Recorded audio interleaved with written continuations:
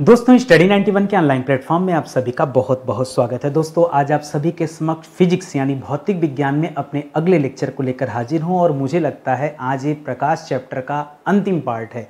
जी हाँ दोस्तों, प्रकाश वाले चैप्टर में हम लोगों ने कुल 5 पार्ट कवर किए हैं। 4 पार्ट मैं पहले पढ़ा चुका हूँ, आज हमारा 5वां पार्ट है। ठीक है, तो पीछे से आँख में जैसे डर सा लग रहा है कि मुझे ही घूर रही है। ठीक है, चलिए मुद्दे की बात करते हैं। आज हमारा 487 नंबर का लेक्चर है फिजिक्स का। दोस्तों आज हमारा 32वां लेक्चर है। दोस्तों आज की क्लास अगर आप अटेंड करते हैं तो पूरे 14,620 सवाल आपके तैयार हो गए। सोचना पड़ता है बोलने से पहले कि कितना सवाल दोस्तों इस सीरीज में हम लोगों ने कवर कर लिया। बहुत मजा आएगा आपको पढ़ करके। आज के सवाल बड़े खास हैं, स्क्रीन पर आपको दिख रहा होगा। इन्हीं सभी सवालों का उत्तर हम लोग अपनी क्लास में प्राप्त करने वाले हैं। तो चलिए देखते हैं कि आपकी तैयारी कितनी बढ़िया हो पाई है। आपको विश्वास दिला दूं, एक बार सिर्फ एक बार दोस्तों आप हमारे हिस्ट्री के बैच को ज्वाइन कर लीजिए। कंप्लीट हिस्ट्री का बैच इतना बेहतरीन है। धीरे धीरे दोस्तों अलग अलग विषय के लिए भी हम फाउंडेशन कोर्स ला रहे हैं। अभी हिस्ट्री का कोर्स हमारे पास है, एक बार डेमो देख लीजिए। क्लास मत परचेज कीजिए, मैं परचेज करने के लिए बुला ही नहीं रहा हूँ। सिर्फ एक बार दोस्तों आप डेमो देख लीजिए। आप ऐसा फैन बनेंगे ना कि आप सोचते रह जाएंगे कि बस किसी तरह मुझे कोर्स ज्वाइन कर लेना है। ठीक है, ये फ्री वाली क्लास देख करके मुझे पता है कि आपको आनंद आ रहा है, मज़ा आ रहा है कि सब तो यहीं से कवर हो जा रहा है, फिर पेड क्लास क्यों ज्वाइन करिए। लेकिन एक बार मेरे कहने से पेड ज्वाइन करके देखिए, दोबारा आपको समझ में आ जाएगा कि यूट्यूब पर जो आपको मिलता है ना, ये पेड का 10-20% है, 10-20% मात्र। ठीक है, अब कितनी अच्छी पेड की क्लास चलती है मैं क्या ही आपको बताऊं। ठीक है, चलिए मुद्दे की बात करते हैं। पहला सवाल है रहा आपकी स्क्रीन पर कि किसी अपारदर्शी वस्तु, जो पारदर्शी नहीं है, पारदर्शी होता तो आर पार दिखाई देता, अपारदर्शी है तो आर पार दिखाई नहीं देता है। ठीक है, कह रहा किसी अपारदर्शी वस्तु का रंग निर्धारित होता है। उसका रंग दोस्तों कैसे निर्धारित होता है, याद रखिएगा, प्रकाश के परावर्तन से। देखिए प्रकाश ना जाके टकराता है, चाहे पारदर्शी हो चाहे अपारदर्शी, उस वस्तु से टकराता है। टकराने के बाद कुछ प्रकाश का कुछ हिस्सा उस वस्तु के द्वारा सोख लिया जाता है। ठीक है, और कुछ हिस्सा परावर्तित कर दिया जाता है। जो हिस्सा परावर्तित होता है वस्तु द्वारा, वही वस्तु द्वारा परावर्तित किए गए प्रकाश के द्वारा ही रंग का निर्धारण होता है। ऐसे लिखेगा, वस्तु द्वारा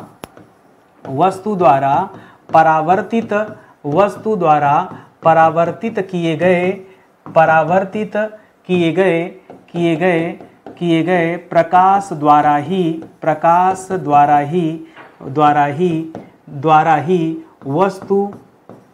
वस्तु के रंग का निर्धारण होता है। ठीक है, वस्तु के रंग का निर्धारण होता है। एक तो ये चीज मैंने बताया। दूसरा मैंने क्या बताया, जब कोई प्रकाश किसी वस्तु से जाकर टकराती है, ठीक है, याद रखिएगा, जब प्रकाश वस्तु से टकराता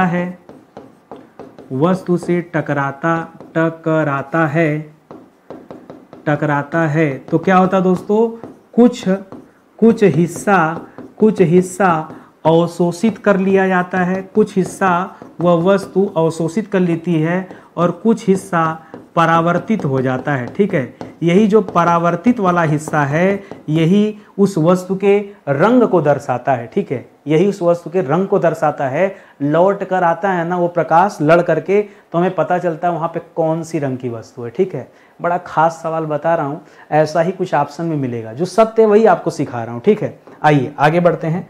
अगला सवाल दे रहा है कि पौधों द्वारा प्रकाश, अच्छा हर बच्चा जानता है कि पौधे प्रकाश संश्लेषण की क्रिया करते हैं। अच्छा देखिए मैं आपको बताऊं, हम लोग क्या मानते हैं, हम लोग मानते हैं कि पेड़ पौधे जो है दोस्तों ये सजीव हैं। ठीक है, हम लोग मानते हैं कि पेड़ पौधे जो हैं दोस्तों ये क्या हैं, ये सजीव हैं। क्यों इन्हें हम सजीव मानते हैं, क्योंकि पेड़ पौधे जो हैं ये प्रकाश संश्लेषण करते हैं। क्या करते हैं, प्रकाश संश्लेषण। ठीक है, यानी पौधों के द्वारा जो भोजन बनाने की प्रक्रिया है, ठीक है, भोजन की जो प्रक्रिया है बनाने की, उसी को प्रकाश संश्लेषण कहते हैं। ठीक है, प्रकाश संश्लेषण दोस्तों ये पेड़ पौधों की जो पत्तियां होती हैं, पत्तियों में जो क्लोरोफिल पाया जाता है, जो इसके कारण पत्तियां हरी होती हैं, उन्हीं पत्तियों में प्रकाश संश्लेषण की क्रिया होती है। ये हर बच्चा इतना जानता है।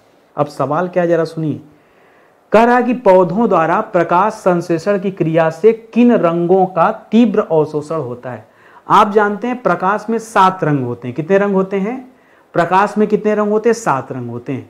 तो विबग्योर वायलेट रंग, इंडिगो रंग, ऑरेंज रंग, ठीक है, सॉरी वायलेट रंग, इंडिगो रंग, इंडिगो ब्लू कलर, ठीक है, फिर ग्रीन, फिर येलो, फिर ऑरेंज, फिर रेड, ठीक है, ये होता है उनका क्रम होता है। तो 7 रंग जो होते हैं उन 7 रंगों में से पौधे जो है, पौधों की पत्तियां जो हैं वो प्रकाश संश्लेषण के दौरान किस रंग के प्रकाश को अवशोषित करती हैं। अब जो बच्चा नहीं जानेगा वो सोचेगा पत्ती हरी होती है तो प्रकाश का हरा वाला रंग तो पक्का जो है अवशोषित कर रही होगी, बस यहीं आप गलत हो गए।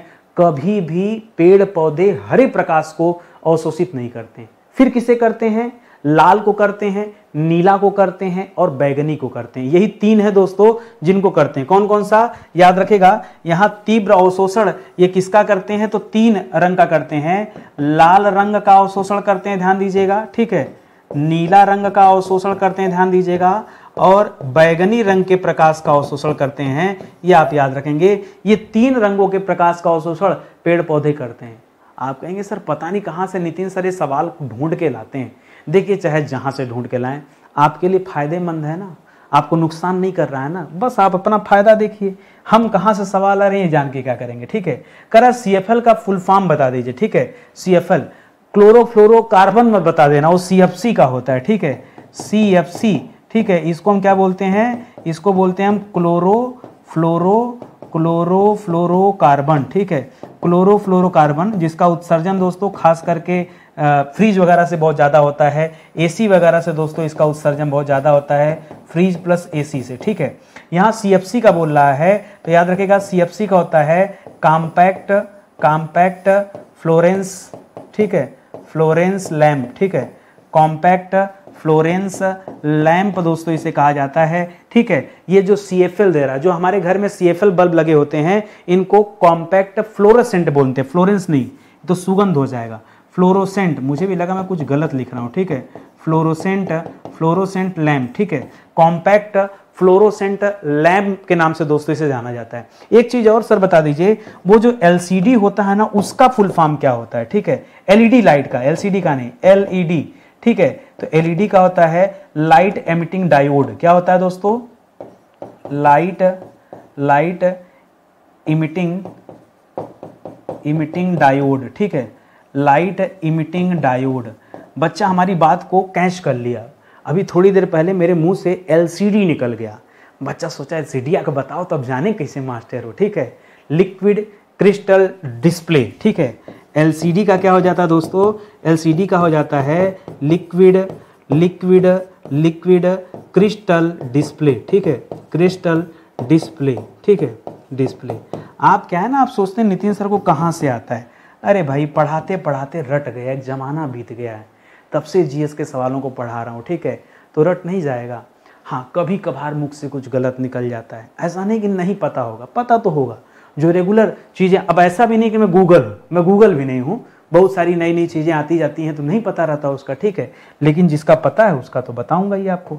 चलिए आगे बढ़ते हैं। करा रोगियों के दांत देखने में दंत चिकित्सकों द्वारा प्रयुक्त लेंस या दर्पण दोस्तों कौन सा? चाहे लेंस यहाँ लिख दे, लेंस से अच्छा दर्पण शब्द लिखिए, ठीक है। तो याद रखिएगा हमेशा अवतल दर्पण का प्रयोग दोस्तों किया जाता है। किसका प्रयोग किया जाता है? अवतल दर्पण का। एक चीज और याद रखिएगा, इसको इंग्लिश में क्या कहते हैं, ये जरूरी आपके लिए। अवतल दर्पण को हम कॉनकेव मिरर कहते हैं। क्या कहते हैं? इसे हम कॉनकेव मिरर कहते हैं, ठीक है। और आपको बता दूं कि रोगियों का दांत देखने के लिए, मुंह देखने के लिए ये अवतल दर्पण का इस्तेमाल इसलिए किया जाता है क्योंकि अवतल दर्पण में आभासी चित्र बनता है और बड़ा चित्र बनता है, और डॉक्टर को तो बड़ा बड़ा दिखाई देना चाहिए ना, इस वजह से दोस्तों यहां आ जाता है। तो लिखिएगा यहां पर वस्तु का बड़ा चित्र बनता है, ऐसे लिखिएगा बड़ा चित्र बनता है, प्लस सीधा चित्र बनता है, ठीक है, प्लस आभासी लिखिए, बड़ा और आभासी, ठीक है, बड़ा और आभासी। ये मुद्दा है दोस्तों, क्योंकि ये जब बनेगा तभी दोस्तों डॉक्टर साफ साफ देख पाएगा और इलाज कर पाएगा, ठीक है। करा आंख में संकेंद्रण, आंख में संकेंद्रण होता है, आंख में संकेंद्रण होता है, किसकी बात करा दोस्तों? जब मैं इस सवाल को देखा ना, सही बताऊं, जैसे आप सोच रहे हैं पता नहीं क्या पूछ रहा, मुझे भी लगा पता नहीं क्या पूछ रहा, मैं समझ ही नहीं पाया। मैंने गूगल किया। ऐसा नहीं कि आपके सामने नया सवाल आता है तो आप परेशान हो जाते, तो मेरे सामने आता है या मेरे सामने कभी आता ही नहीं, ऐसा नहीं। मेरे सामने भी नया सवाल आता है, मैं अपनी स्टोरी बता रहा हूँ। जब मेरे सवाल मेरे सामने आया कि आँख में संकेंद्रण होता है, हम सोचे संकेंद्रण क्या, मुझे लगा कुछ रेटिना उटीना का मामला है, केंद्र बीज केंद्रक की बात कर रहा है, अब आँख में सेंटर पॉइंट पे रेटिना ही है, उसी से रिलेटेड कोई मामला है। लेकिन अब दिमाग सही सोच रहा है गलत सोच रहा है, ये कैसे डिसाइड होगा। तो मैंने इस सवाल को कॉपी किया और गूगल में सर्च किया, तो पता चला जैसे कैमरा हम लोग यूज करते हैं तो लेंस एक बार अपने आप को सेट नहीं करता है, वैसे हमारी आंखें भी लेंस को सेट करती हैं, रेटिना को आगे पीछे करती हैं। जो आंख की लेंस है इसको हमारी आंख क्या करती है, आगे पीछे करती है। आपको ना भरोसा हो, किसी का आंख खोल करके उसमें टार्च जलाइए, थोड़ा दूर से जलाइएगा, नहीं नुकसान करेगा। तो नज़दीक जाएंगे तो आप देखेंगे लेंस ऐसे आगे पीछे भाग रहा है, आंख के अंदर का लेंस ऐसे आगे पीछे भागता है, उसी को संकेंद्रण कहा जाता है। तो यहाँ अपनी भाषा में हम लिख सकते हैं रेटिना का आगे पीछे करना, रेटिना का प्रकाश के अनुरूप ठीक है, अनुरूप आगे पीछे होना, यही क्या कहलाता है दोस्तों, यही प्रकाश का संकेंद्रण कहलाता है। या फिर इसी को जब मैंने और सर्च किया तो मैंने देखा कई एग्जाम में सवाल भी आए और ऑप्शन में पता क्या लिखा था, थोड़ा हाई फाई ऑप्शन था, लेंस की उत्तलता में परिवर्तन। और देख के मैं डर गया उत्तर से, ठीक है। इसी को अपने भाषा में क्या लिखा मिला, इसी को लिखा गया मिला लेंस की उत्तलता में परिवर्तन, ठीक है। और जो लेंस है वो आगे पीछे करता है, उसी को संकेंद्रण कहा जाता है। अपने भाषा में दोस्तों खाली लिख दिया गया, एक तरह से समायोजना होता है, यानी जो रेटिना अपने आप को सेट करती है प्रकाश के अकॉर्डिंग, ठीक है। यही है, इतना सा था, थोड़ा नया सवाल था इसलिए समय देकर समझाया। करा आंख की शंकु संवेदनशील कोशिकाएं प्रतिक्रिया करती है। देखिए अगर हम आंख की बात करेंगे ना तो हमारी आंख में दो तरह की कोशिकाएं पाई जाती हैं। हमारी आंख में एक क्या होता है दोस्तों, कोन सेल होता है। क्या होता है, कोन सेल, शंकु कोशिका, ठीक है। शंकु कोशिका को हम क्या बोलते हैं, कोन माने शंकु होता है, ठीक है। और एक होता है दोस्तों ब्लड सेल होता है, तो अभी अलग हो जाएगा। तो दोस्तों शंकु होता है, एक देखिए ऐसे लाइन वाली होती है, एक ऐसे होती है, ठीक है। दो तरह की कोशिकाएं पाई जाती है, ठीक है। ये जो शंकु कोशिका हमारी आंख में होता है रंग के लिए जरूरी होता है, ठीक है। ये रंगों के लिए, ठीक है, रंग के अनुरूप, ठीक है, रंग के अनुरूप दोस्तों मतलब ऐसे जीव जंतु जो अपनी आंखों से रंग देखते हैं। अच्छा आपको याद है हम लोग जब छोटे छोटे थे तो लोग कहते थे सांड को लाल कपड़ा ना दिखाओ, लाल कपड़ा देखकर सांड भड़क जाता है। और आपको बताऊं सांड कलर नहीं पहचानता। 99% जीव जंतु ऐसे हैं जो कलर नहीं जानते, वो ब्लैक एंड व्हाइट में सब कुछ देखते हैं। चाहे वो सांड हो, चाहे बैल हो, चाहे गाय हो, चाहे भैंस हो, भैंसा हो, ये सब दोस्तों ब्लैक एंड व्हाइट ही देखते हैं।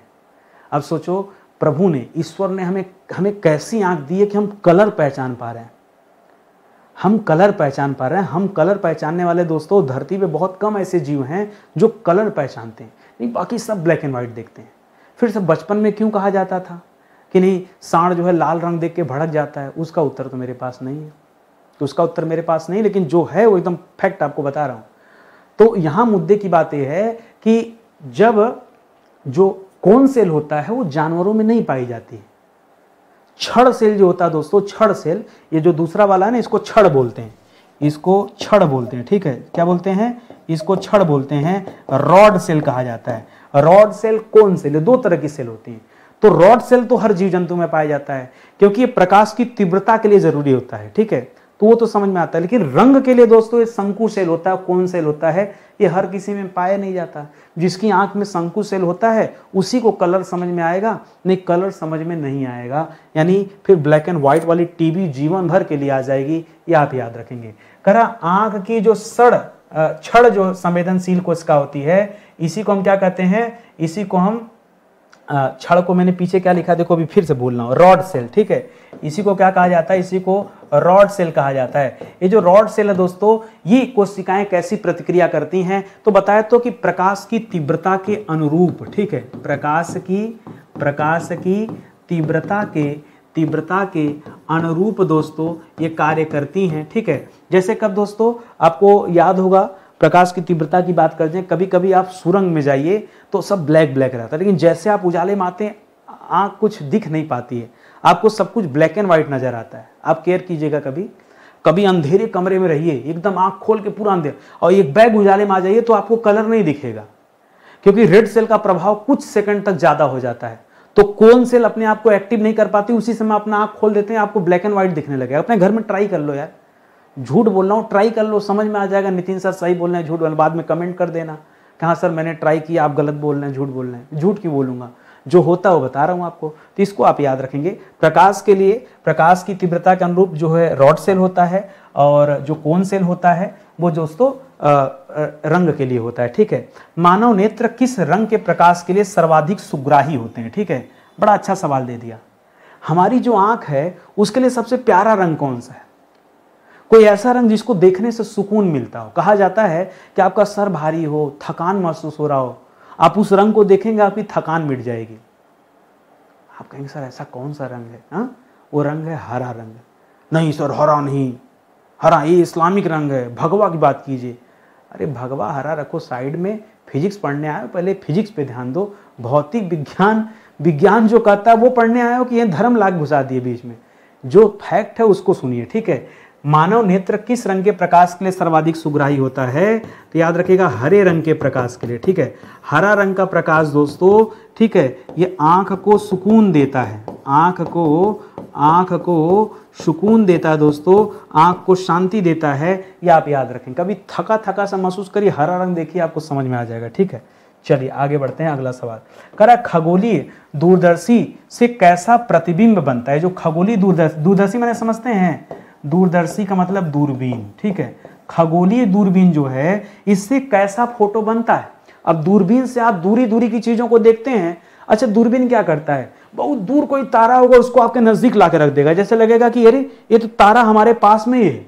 तो आभासी प्रतिबिंब बनता है, उल्टा बनता है, लेकिन बड़ा बनता है। क्या बनता है?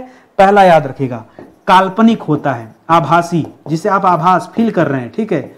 आभासी के साथ साथ उल्टा बनता है, उल्टा के साथ साथ बड़ा भी बनता है। अगर बड़ा नहीं बनेगा तो उस दूरबीनों का कोई काम है? इस बड़ा को फिजिक्स की भाषा में आवर्धित कहा जाता है। इस बड़ा को फिजिक्स की भाषा में क्या कहा जाता है? आवर्धित कहा जाता है। कोई बात नहीं, समझ में।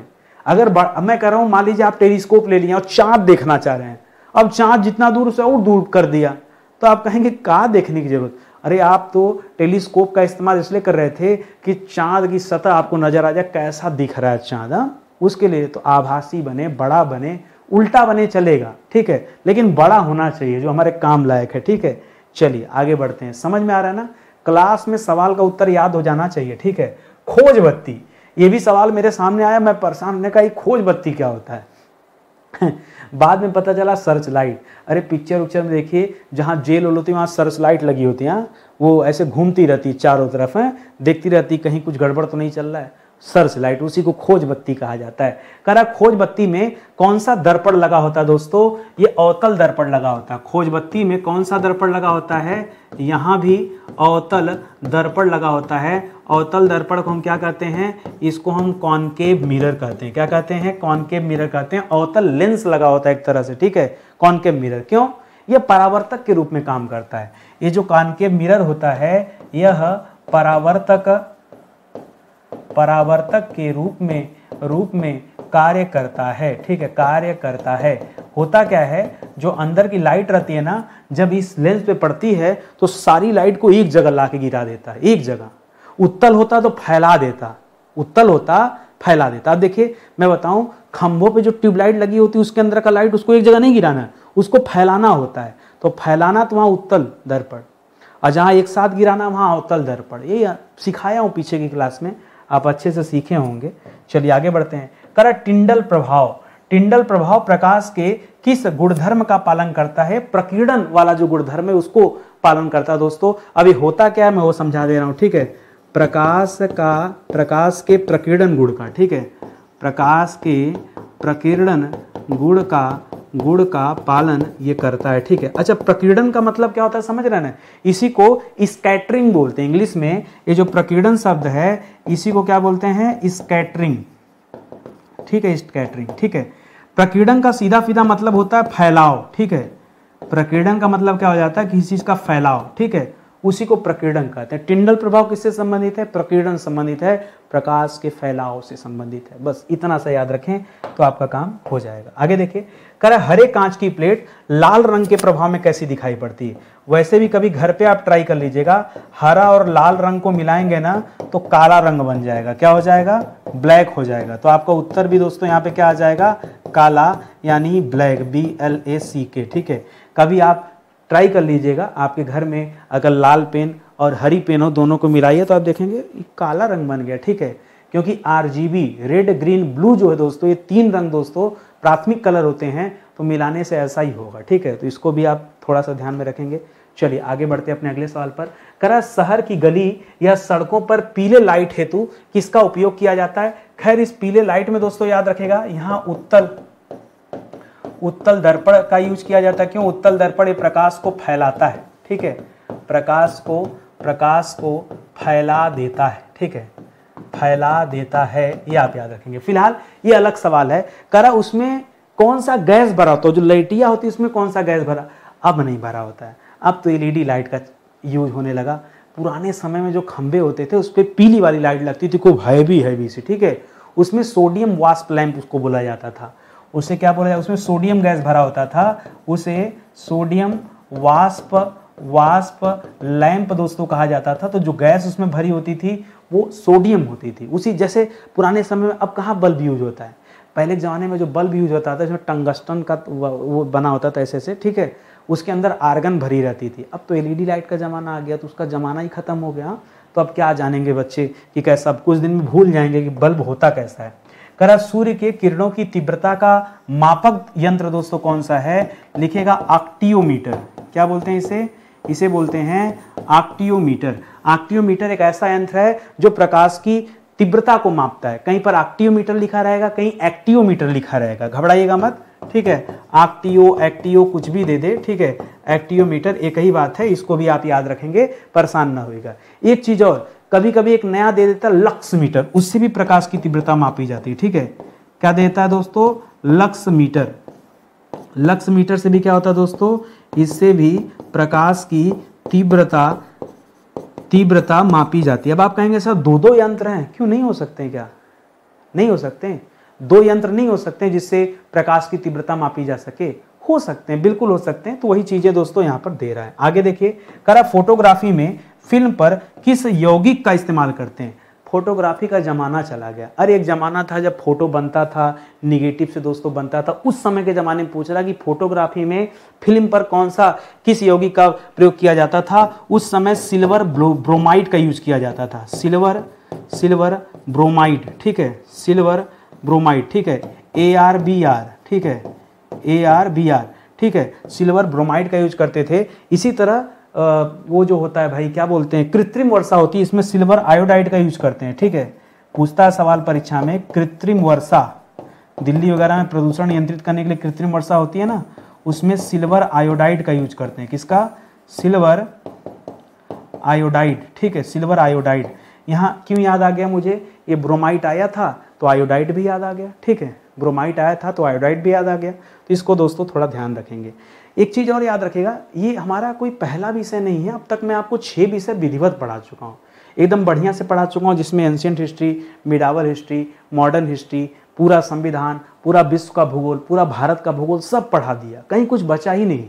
वो पूरा पढ़ाने के बाद अब हम 7वें विषय के रूप में किसको पढ़ रहे हैं? अब हमारा 7वां विषय देखिए, पहला एंशिएंट था, दूसरा मिडावल हो गया, तीसरा मॉडर्न हो गया, चौथा पॉलिटी हो गया, 5वां वर्ल्ड ज्योग्राफी हो गया, 6वां इंडियन ज्योग्राफी हो गया, और 7वां जो विषय है दोस्तों ये हमारा फिजिक्स विषय है। ठीक है, फिजिक्स पढ़ना हम लोगों ने शुरू किया 456 नंबर से, और आज की जो क्लास है 487 नंबर की क्लास है। कैलकुलेट कर लीजिएगा, जोड़ घटा लीजिएगा, आपको पता चलेगा फिजिक्स की आज हमारी 32 नंबर की क्लास है। धीरे धीरे फिजिक्स भी कंप्लीट हो जाएगा।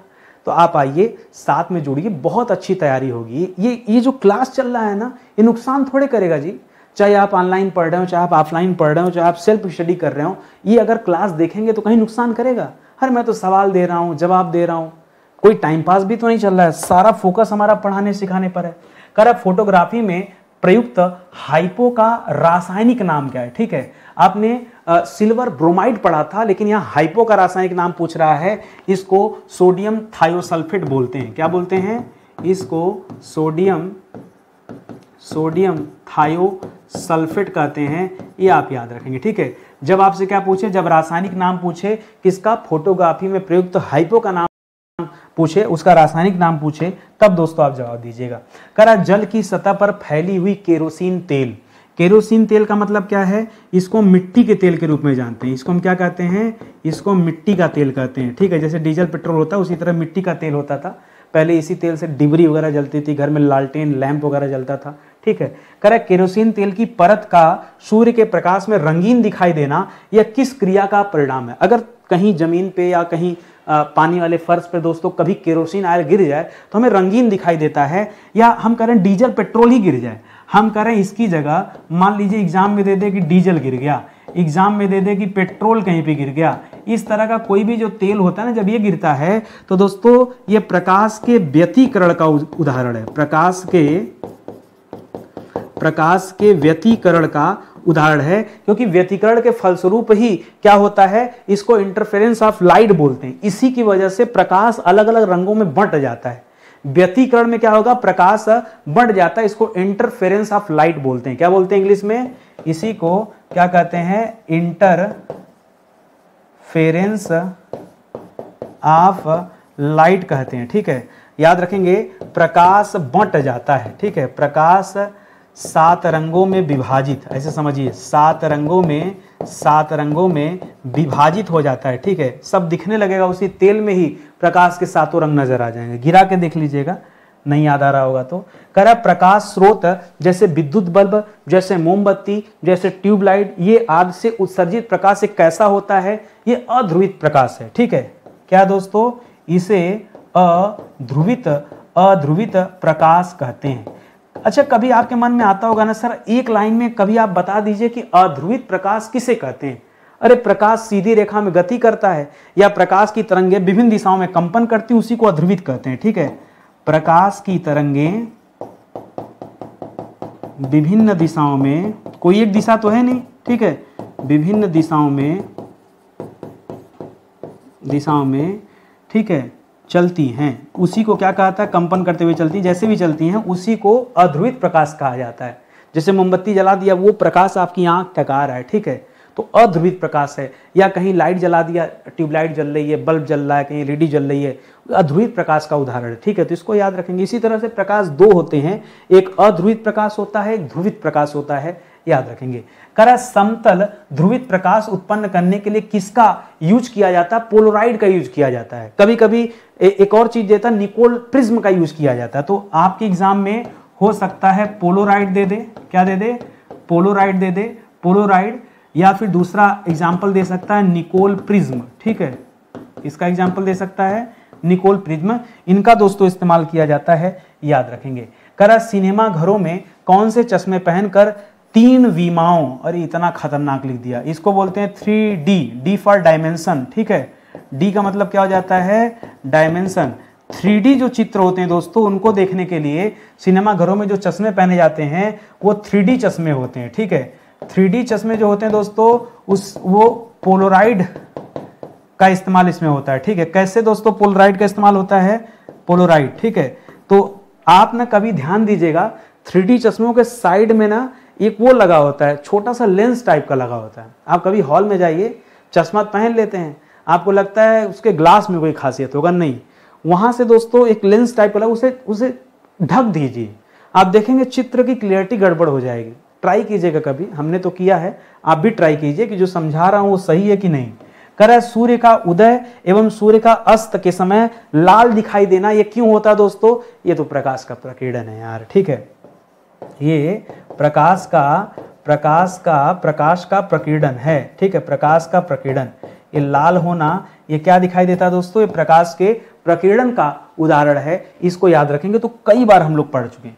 करा खगोलीय दूरबीन की खोज दोस्तों किसने की थी? ठीक है, तो सबसे पहले सर्वप्रथम गैलीलियो ने की थी। ठीक है, किसने की थी? गैलीलियो। ठीक है, गैलीलियो। ठीक है, गैलीलियो। ठीक है, सबसे पहले दोस्तों खगोलीय दूरबीन की खोज किसने की? मैंने कुछ गलत लिख दिया क्या? गैलीलियो में पहले बड़ी होगा शायद ना, गैलीलियो, ठीक है। सबसे पहले दोस्तों किसने किया था, इसको लिखेगा सर्वप्रथम, ठीक है। सर्वप्रथम दोस्तों गैलीलियो ने किया था। कई बार सवाल आता है कि कब किया था, 1609 में। कैसे याद है, क्योंकि 2 साल बाद फिर से केपलर ने खोजा, 1611 में इसी को संशोधित कर दिया, ठीक है। तो दूसरे नंबर पे केपलर को याद रखेंगे। केपलर ने 1611 में इसे संशोधित कर दिया, 1611 ईस्वी में इसे संशोधित कर दिया, जो खगोलीय दूरबीन थी। इससे दोस्तों काहे लिए बनाया गया, तारे उरे देखने के लिए, ठीक है। अरे सौरमंडल जो ग्रह वगैरह हैं, तारे वगैरह, उसको देखने के लिए दोस्तों इसका निर्माण किया गया था गैलीलियो गैलीली के द्वारा, ठीक है। चलिए और देखते हैं। करा सर सीवी रमन, ठीक है। सीवी रमन का नाम सुना होगा ना। सीवी रमन को उनके किस प्रयोग के लिए नोबेल पुरस्कार मिला था। वैसे तो प्रयोग का नाम इनके नाम पर ही रख दिया गया, रमन प्रभाव, ठीक है। रमन प्रभाव रख दिया गया। लेकिन दोस्तों एक्चुअली में ये जो रमन प्रभाव था, ये किससे संबंधित था, तो ये संबंधित था प्रकाश के प्रकीर्णन से ही संबंधित है। जो रमन प्रभाव है यह प्रकाश के प्रकीर्णन से ही संबंधित था, ठीक है।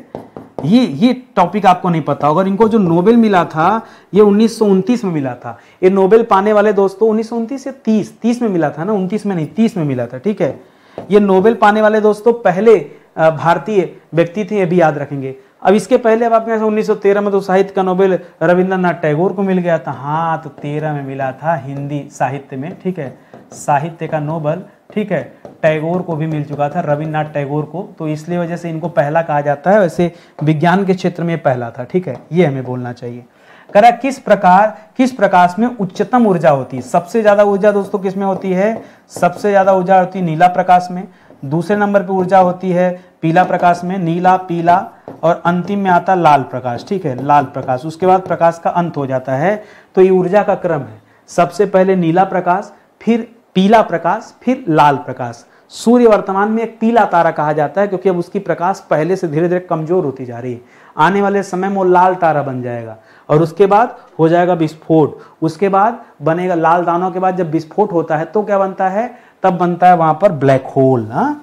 खैर देखा जाएगा, तब की बात तब है। करा आकाश और समुद्र का नीला रंग दोस्तों क्यों दिखाई देता है, यह भी प्रकीर्णन है। जब सूर्य कहीं किसी भी चीज के रंग की बात कर दे, चाहे सूर्य का लाल दिखना, चाहे आकाश का नीला दिखना, समुद्र का नीला दिखना, ये सब क्या है दोस्तों, ये प्रकाश का प्रकीर्णन है। क्या है, यह प्रकाश का प्रकीर्णन है। इसी का उदाहरण, प्रकीर्णन में हमेशा रंग दिखाई देगा, यह आप याद रखेंगे।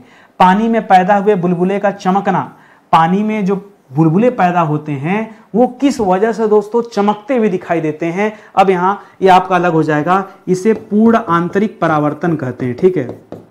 यह पूर्ण आंतरिक परावर्तन, जिसकी वजह से दोस्तों हीरा भी चमकता है। क्या होता है, हीरा भी इसी की वजह से चमकता है। और मृग मरीचिका वगैरह दोस्तों इसका बहुत अच्छा उदाहरण, ठीक है। रेगिस्तान में जो मृग मरीचिका दिखाई देती है वो भी दोस्तों इसी का उदाहरण है, ठीक है। तो ये पूर्ण आंतरिक परावर्तन का उदाहरण माना जाता है। करा मायोपिया, मायोपिया बीमारी में प्रयुक्त लेंस है। पहले मुझे बताइए मायोपिया बीमारी में होता क्या है। याद रखिएगा, कहीं भी मायोपिया लिखा हो इसका मतलब हो जाता है निकट दृष्टि दोष। क्या मतलब हो जाता है, निकट दृष्टि दोष। इसका मतलब क्या हो जाता है, निकट का दिखाई देना, निकट की चीजें दिखना। निकट दृष्टि दोष में चीजें दिखना, जब निकट की चीजें दिखाई देती हैं उसी को मायोपिया बोलते हैं, निकट दृष्टि दोष बोलते हैं। निकट का दिखेगा, नाम है निकट दृष्टि दोष, निकट का दिखेगा, दूर का नहीं दिखेगा। मायोपिया बीमारी में कौन सा लेंस दोस्तों यूज किया जाता है, तो इसमें अवतल लेंस का यूज किया जाता है। किसका लेंस, कौन सा, अवतल लेंस। अवतल लेंस को इंग्लिश में क्या कहते हैं, कॉनकेव लेंस, ठीक है। कॉनकेव लेंस का यूज दोस्तों किया जाता है, ये आप याद रखेंगे। मायोपिया के संदर्भ में कभी कोई बात हो तो ये वाली बात आपको भूलनी नहीं है, ठीक है। इसी तरह से हाइपरमेट्रोपिया दे देता है। हाइपरमेट्रोपिया मतलब क्या हो गया, सीधा सीधा हो गया दूर दृष्टि दोष। क्या हो गया, दूर दृष्टि दोष, ठीक है। दूर की चीजें दिखती हैं, दूर की चीजें दिखती हैं और नजदीक की नहीं दिखती हैं, ठीक है, ये हो जाएगा। और इस बीमारी में कौन सा लेंस प्रयोग करेंगे, अब इस बीमारी में दूर, तो क्या हो जाएगा, उत्तल लेंस हो जाएगा। दूर में ऊ मिल रहा ना, उत्तल लेंस। उत्तल लेंस को बोलते हैं कॉन्वेक्स लेंस। क्या बोलते हैं, इसको कॉन्वेक्स कहा जाता है। और अवतल को कॉनकेव कहा जाता है, अवतल को कॉनकेव कहा जाता है, इसको कॉन्वेक्स कहा जाता है। ठीक है, इसको आप याद रखेंगे। और आगे बढ़िए, करा प्रेसबायोपिया, ये आपने पहली बार सुना। जो प्रेसबायोपिया बीमारी है, करा इसमें कैसा लेंस यूज करते हैं, इसमें द्विफोकसी लेंस यूज करते हैं, जिसको फोकल बाइफोकल लेंस बोलते हैं। ठीक है, या तो द्विफोकसी बोलिए, द्विफोकसी लेंस, या फिर इसी को बाइफोकल कहिए। क्या कहिए? Bifocal lens. क्या बोलिए? एक ही बात है, बाइफोकल, बाई मतलब दो हो जाता है। ठीक है, बाइफोकल लेंस या द्विफोकसी लेंस का इस्तेमाल दोस्तों इसमें किया जाता है। कभी कभी नया ऑप्शन दे देता, प्रोग्रेसिव लेंस। ठीक है, एक नया ऑप्शन आजकल परीक्षा में आ गया है, प्रोग्रेसिव लेंस। ठीक है, प्रोग्रेसिव। इसमें होता क्या है, देखिए द्विफोकसी में क्या होता है, आपने किसी बुढ़ऊ का चश्मा देखा होगा, ऊपर से कुछ और आता है, नीचे से गोल बनाता हो, कुछ और दिखता है। ठीक है, एक ही चश्मे में दो लेंस, ऊपर वाला अलग, नीचे वाला अलग, उसी को द्विफोकसी कहते हैं। आप जानते सब हैं, कोई मिला नहीं आपको समझाने वाला, बस उसी को लेकर परेशान है। आज मिल गया समझाने वाला, समझ लीजिए। ठीक है, करा अबिंदुकता। अबिंदुकता बीमारी में कौन सा लेंस यूज किया जाता है? अबिंदुकता जो बीमारी होता है, इसमें सिलेंड्रिक लेंस यूज करते हैं, जिसे हम बेलनाकार लेंस बोलते हैं। क्या बोलते हैं? बेलनाकार लेंस। ठीक है, या फिर इसी को हम क्या बोलते हैं? सिलेंड्रिक। ठीक है, सिलेंड्रिक लेंस। ठीक है, सिलेंड्रिक लेंस कहा जाता है, बेलनाकार हो जाता है। ठीक है, अबिंदुकता को दृष्टि वैषम्य बोलते हैं, इसको एस्टिग्मेटिज्म बोलते हैं, एस्टिग्मेटिज्म। ठीक है, या फिर इसी को क्या कहते हैं? दृष्टि वैषम्य बोलते हैं। क्या बोलते हैं? वैषम्य। ठीक है, तो इस तरह से दोस्तों एक ही बीमारी के कई सारे नाम हैं, यहाँ पे कुछ डिफिकल्ट नहीं है, बस नाम उनका अलग अलग है। इस वजह से आप जो हैरान परेशान हो गए कि क्या सही होगा क्या गलत होगा। ठीक है, चलिए इसी के साथ देखिए 30 सवाल भी हमारे पूरे हो गए। आनंद से पढ़िए, पेड कोर्स हमने बना रखा है, एक बार ज्वाइन करेंगे। और मैं कहता हूँ एक विषय को एक बार पढ़िए, बार बार नहीं। मेरे साथ पढ़ के देखिए, दोबारा इतिहास विषय कभी नहीं पढ़ना होगा। हम एक एक करके इतिहास, भूगोल, संविधान सबकी क्लास आपको देंगे। कई बच्चे कहते हैं सर संविधान कब पढ़ाएंगे? अरे जो आया पहले वो तो पढ़ लो। आप जब तक खत्म करोगे उसके पहले आपको दूसरा विषय मिल जाएगा, पढ़ो तो सही पहले। अब पहले से आप अंतर्यामी बन जाते हैं कि कब जो नहीं पढ़ा है वो पहले पढ़ना है, जो पढ़ा है वो नहीं पढ़ना है। अरे आप मौका दीजिए, जुड़िए हमारे साथ, तैयारी अच्छी होगी, आपका जो है पेट भर जाएगा, मन भर जाएगा, आत्मा तृप्त हो जाएगी। बस ये जान लो, ये हमारा नया एप्लीकेशन स्टडी 91 ऑफिशियल, सारी क्लास इसी पे चल रही है। आप आइए, जुड़िए और तैयारी कीजिए। कहीं कोई दिक्कत है, कोई समस्या है तो आप मुझे व्हाट्सएप पे संपर्क कर सकते हैं, हमारा हेल्पलाइन नंबर है, कॉल कीजिए, संपर्क कीजिए। ठीक है, मिलते हैं दोस्तों अगले लेक्चर में, तब तक के लिए बहुत बहुत धन्यवाद आप सभी का। जय हिंद, जय Bharat, thank you so much.